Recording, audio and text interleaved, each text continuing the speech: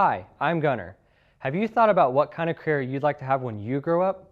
Did you know that aerospace and aviation is one of the fastest growing industries in Oklahoma? It's true.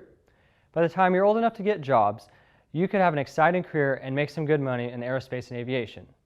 You might even find yourself working on unmanned aircraft systems or drones. The Choctaw Nation does a lot of good work in this area through the United States Department of Transportation and the FAA. They are doing a lot of research on drones, and someday you might be able to get a job flying them. If you choose a career in aerospace and aviation, can you imagine what you'll be able to accomplish by the time you get ready to start your career? The future is yours, and the sky's the limit. Hello, I'm James Grimsley, the Executive Director of Advanced Technology Initiatives with the Choctaw Nation of Oklahoma.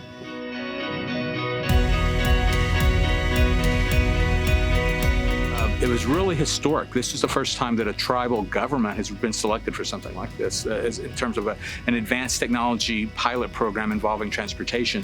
This field for me started as a kid. I was flying remote-controlled airplanes since I was 10 years old. Kind of bounced back and forth of what I wanted to do. I went to college actually to be an airline pilot, and then a career in my hobby presented itself, and I've been doing this ever since. I'm kind of like the air boss for drone activities out at our test facility. I run our test facility. I monitor, make sure they stay safe, stay legal. I believe that this is an exciting time to be an engineer or someone related in the STEM field, because the opportunities over the next few decades are going to be immense. The primary relationship we have with the FAA and on the Beyond program is to advance basically the next generation of drone operations for beyond visual line of sight. So being able to fly farther than the operator can see and do that safely.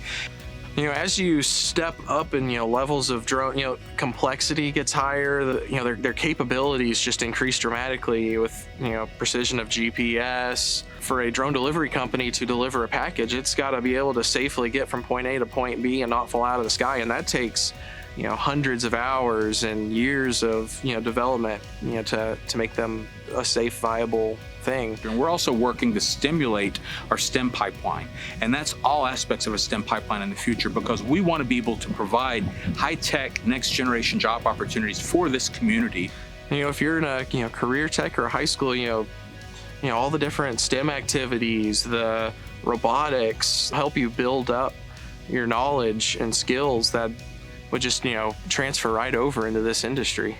There will be things that are flown at this test range and this test center here that have not even been envisioned yet. So the exciting things are still to come. And one of the things that Oklahoma has is a very well-funded, well-structured career tech system. We have great facilities. We have an incredible team of people that are part of the administration and the educational part of that. But I've also seen over my career in Oklahoma, I've seen the career techs pivot very quickly.